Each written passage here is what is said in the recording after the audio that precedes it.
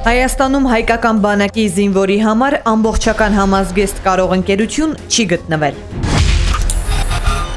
Այս պատճառաբանությամբ Պաշտպանության նախարարությունը պայմանագիր է կնքել ամերիկյան Միլկել ընկերության հետ, որպեսզի ամերիկյան ընկերությունը կարի զինված ուժերի համազգեստը։ Թե ինչու է նախարարությունը նախընտրել ամերիկյան ընկերությունը, Պապիկյանն իր ասուլիսում պարզաբանել էր, թե ուրախ կլիներ, եթե հայկականներն անեին, բայց ցավոք սրտի ներուժ չունենք։ Եթե Հայաստանում լիներ ներուժ, մենք հայկական ներուժից պիտի հրաժարվեինք ամենևին։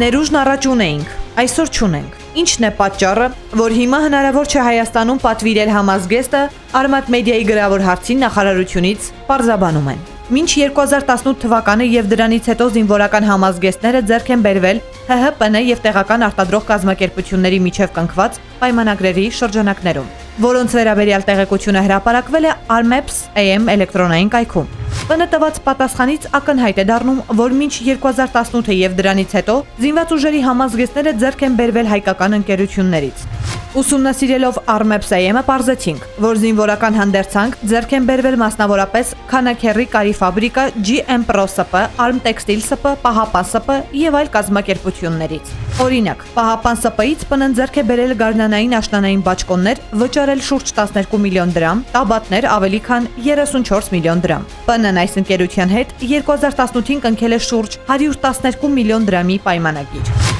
2023 թվականին օրինակ GM Pro SP-ից ՊՆ-ն ձեռք է բերել մարտավարական ձեռնոցներ եւ պաշտպանիչ հանդերձանք շուրջ 4 միլիոն դրամի։ Armtextil SP-ից 2023-ին մարտավարական ձեռնոցներ եւ պաշտպանիչ հանդերձանք շուրջ 6 միլիոն դրամի։ Ինչ է ստացվում։ Տարիներ շարունակ հայկական ընկերությունները կարողացել են ապահովել բանակի համազգեստը։ Այսօր նախարարությունը հայտարարում է այդ ներուժը չունենք։ Թե ինչու է հնարավոր եղածը հանկարծ դարձել անհնար, այս հարցը պատկան մարմինները թողնում են անպատասխան։